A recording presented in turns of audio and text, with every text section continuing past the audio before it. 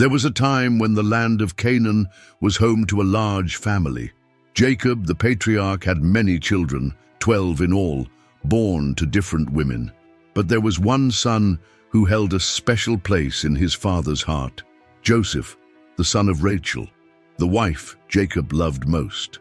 Joseph grew up among his father's flocks, surrounded by older brothers who worked hard in the fields. He was a dreamer, sensitive, and from an early age seemed to carry a different light. Jacob saw this, and the more he saw, the more he loved him. But this love, so deep and evident, ended up creating cracks within the home itself. Subscribe to the channel for more exciting Bible stories and turn on notifications so you don't miss any videos. The robe Jacob gave Joseph became a symbol of this favoritism. It was long, colorful, different from all the other garments worn by his brothers. Every time Joseph walked wearing that tunic, it was as if his father was saying to the world, "This is my favorite son." And that hurt. It hurt his brothers' eyes. It hurt their pride.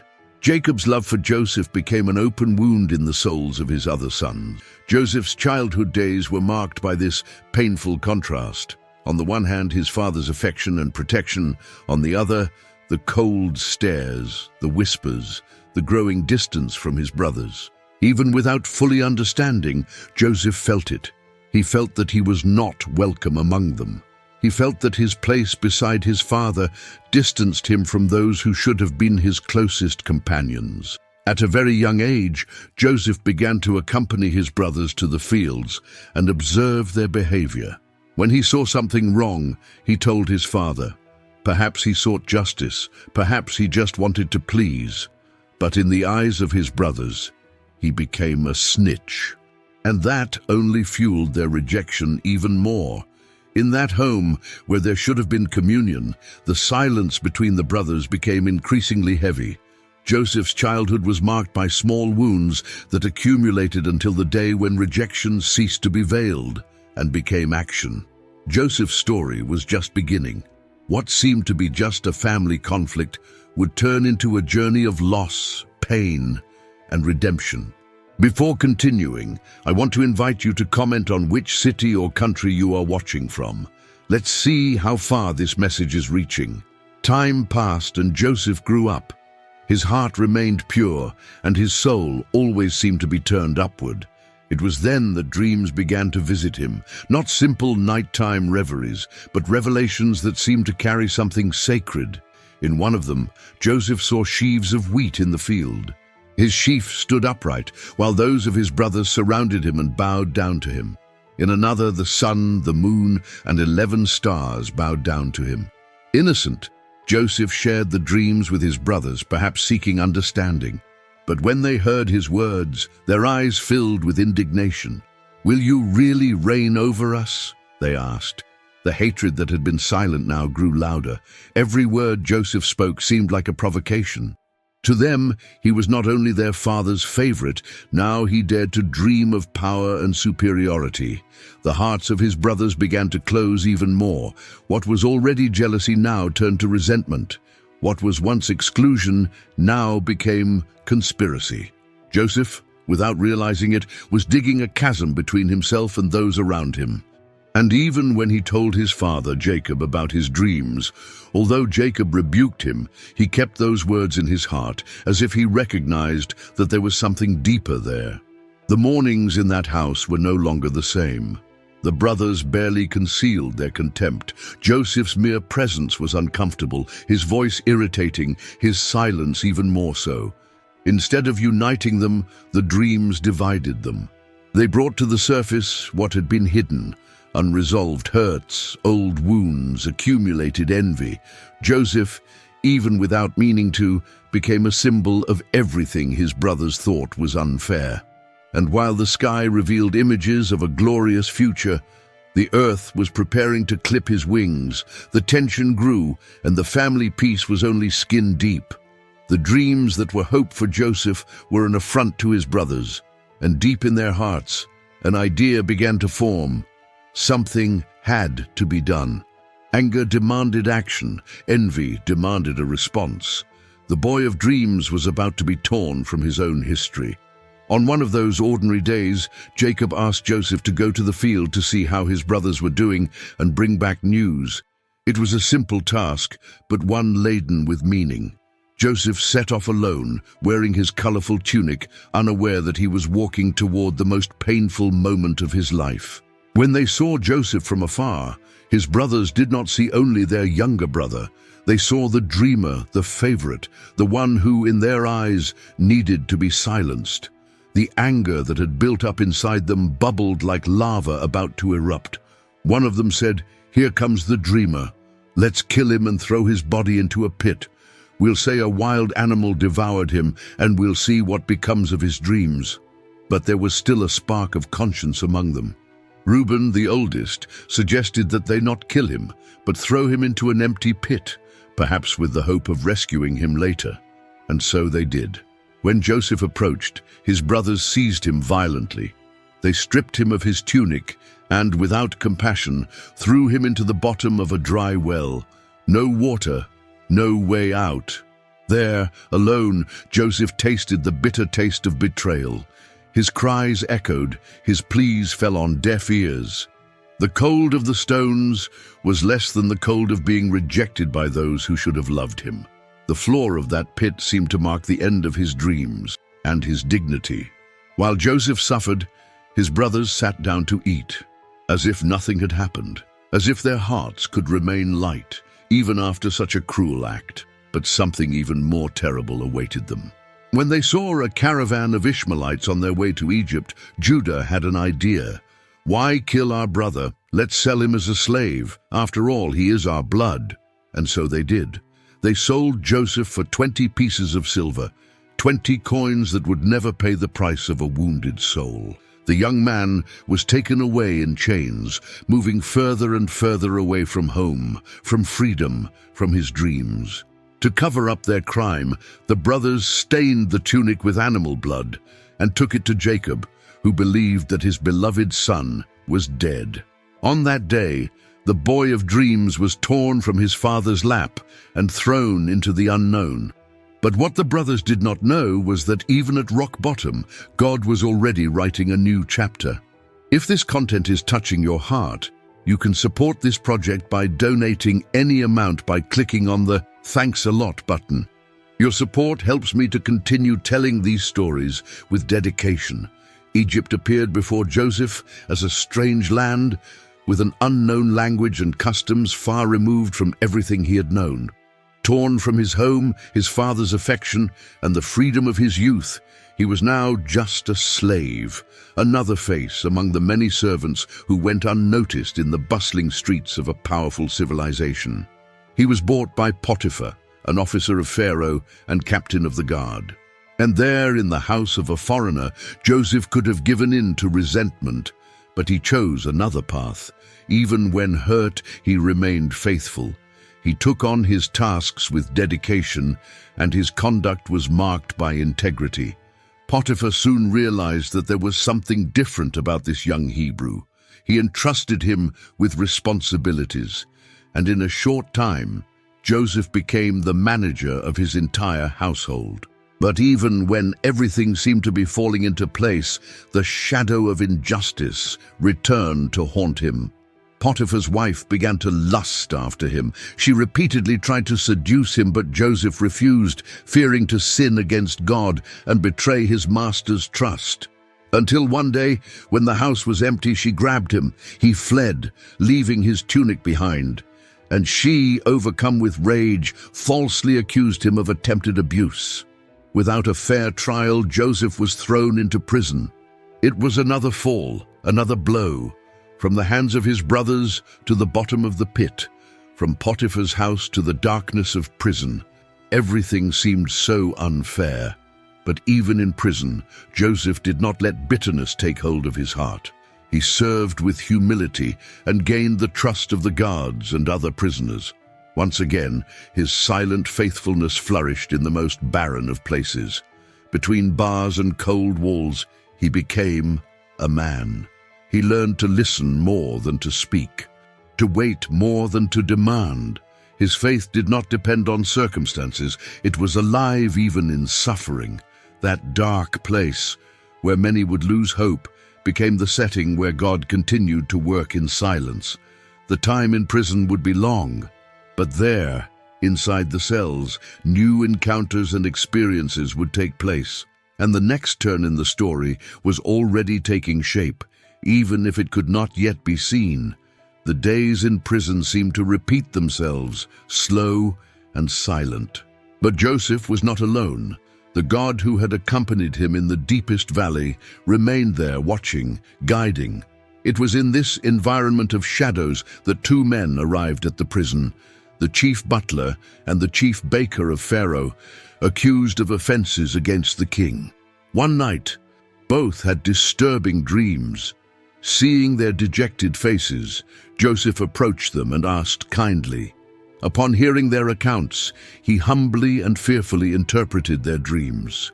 He told the chief butler that he would be restored to his position and the chief baker that he would be executed.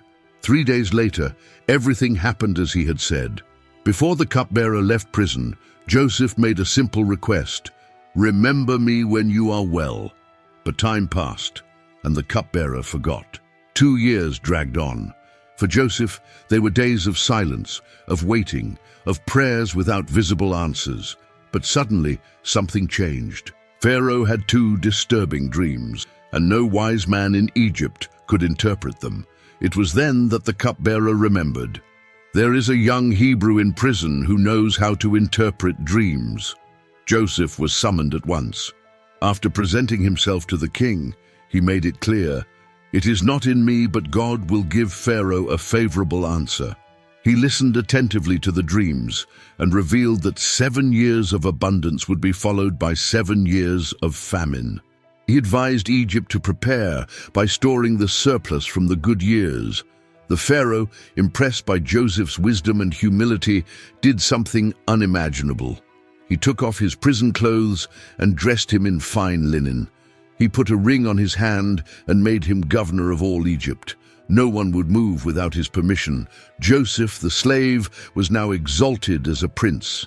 He who had been betrayed, sold, and forgotten now led the greatest nation of the time. It was the hand of God turning the key to history, and everything began to fall into place for the reunion that would change the destiny of his family. But before reconciliation, there would still be a time of preparation, where forgiveness would be tested and old wounds would resurface. The years of plenty passed, and famine came like a thick cloud over many lands. In Canaan, Jacob and his sons felt the weight of scarcity.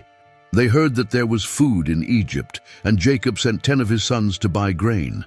Only Benjamin, the youngest, stayed with him. He was now the most beloved son, the last memory of Rachel. In Egypt, Joseph ruled with wisdom.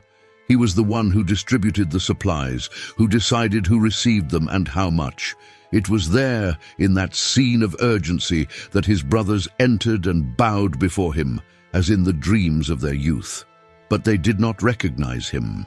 Joseph's appearance had changed. His language was different, his position unattainable. But Joseph recognized them immediately. His heart stirred. The entire past seemed to return in a single instant: the well, the chains, the torn tunic, the absence of his father. But Joseph did not reveal who he was. He spoke harshly to them, accusing them of being spies.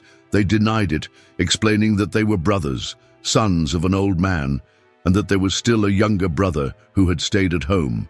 Joseph then devised a plan. He wanted to test them. He wanted to know if their hearts had changed. He ordered one of them to remain in prison while the others returned with Benjamin. Simeon remained in prison, and the others left. Before they left, Joseph ordered that their money be secretly returned to their bags, perhaps as proof that he still cared, even in silence. The return trip was marked by fear. When they opened their sacks and saw the money there, their hearts filled with dread. They arrived at Jacob's and told him everything. But Jacob, overcome with grief, refused to let Benjamin go. He had already lost Joseph. Now he would not risk losing another son of Rachel. Time passed.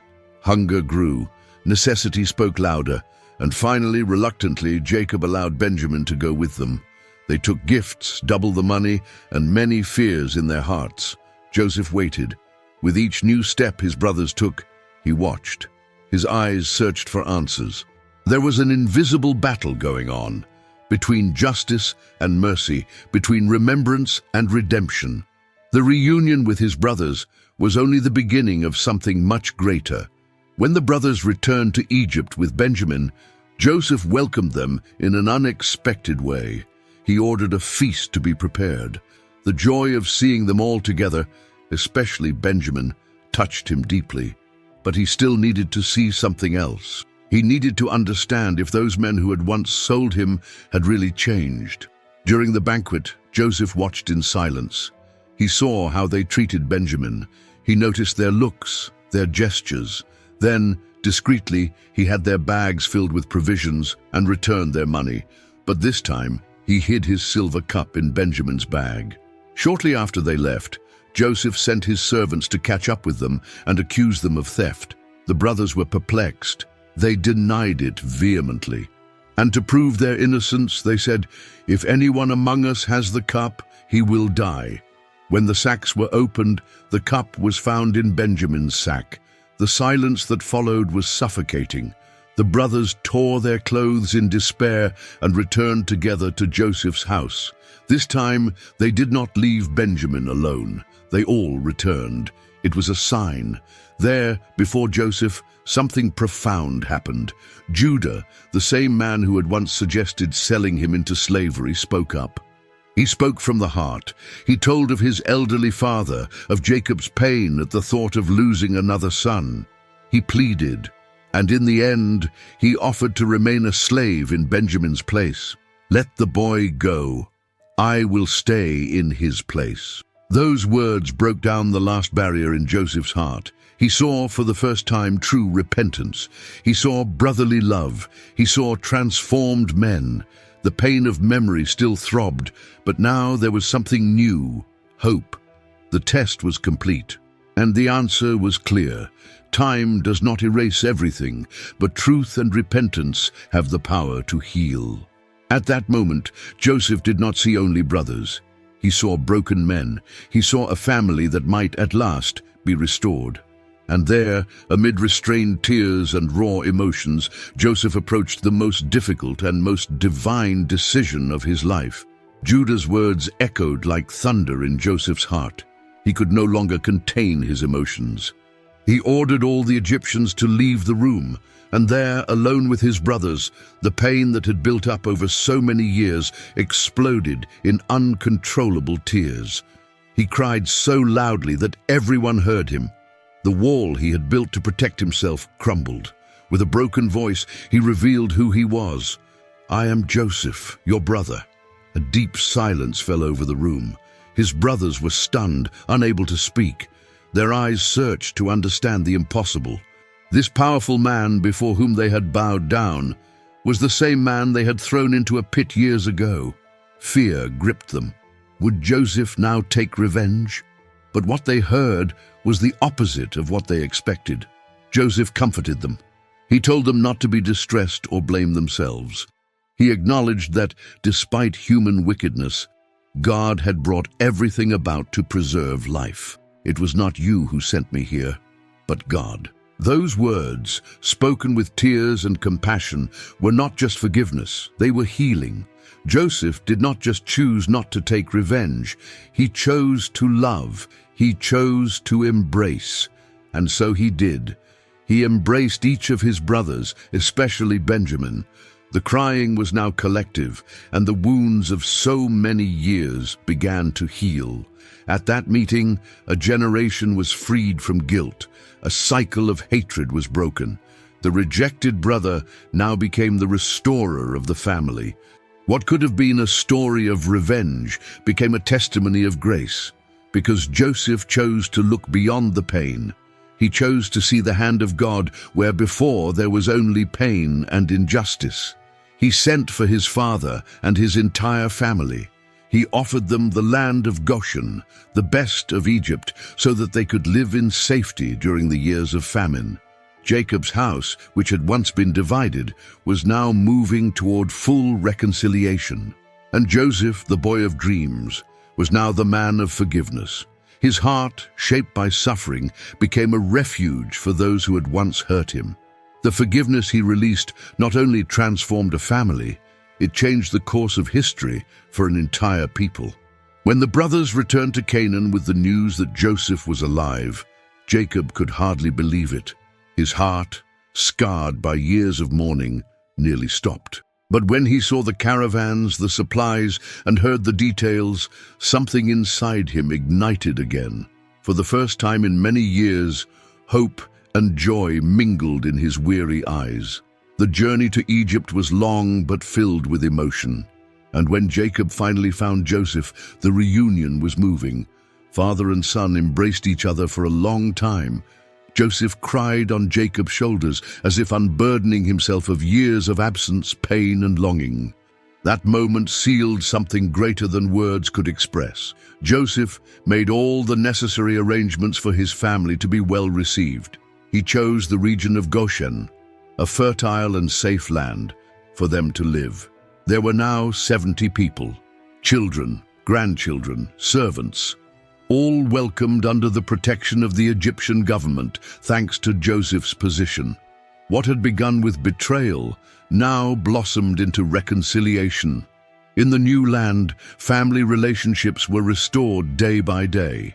The brothers, who had once lived under the weight of guilt, could now walk with lightness, knowing they had been forgiven. Joseph, for his part, continued to love them, not out of obligation, but because he understood that God's purpose was greater than any pain. Jacob lived many more years in Egypt. Before he died, he had the joy of blessing his children and grandchildren. And when he passed away, Joseph wept for him, honored his memory, and fulfilled his father's wish that his bones be taken back to the land of his ancestors.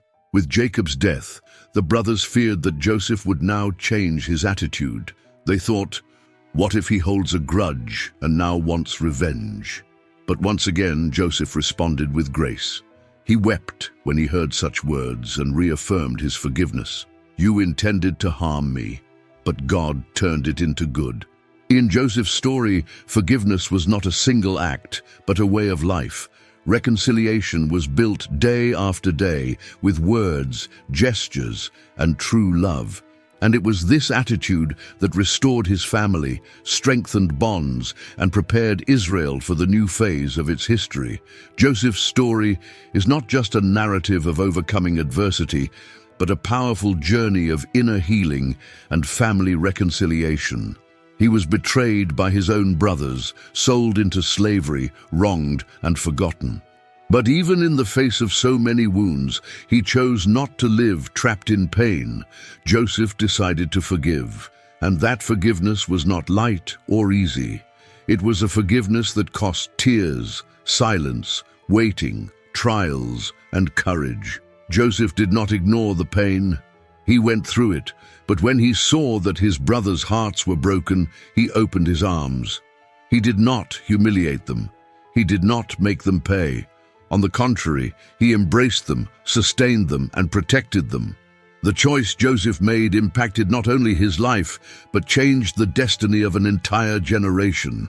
A divided family was restored, a people was preserved, and the cycles of guilt and rejection were broken, all because one man chose to forgive. Today, this story speaks powerfully to each of us. How often are we hurt by those we love most? How many words, gestures, or omissions hurt us deeply?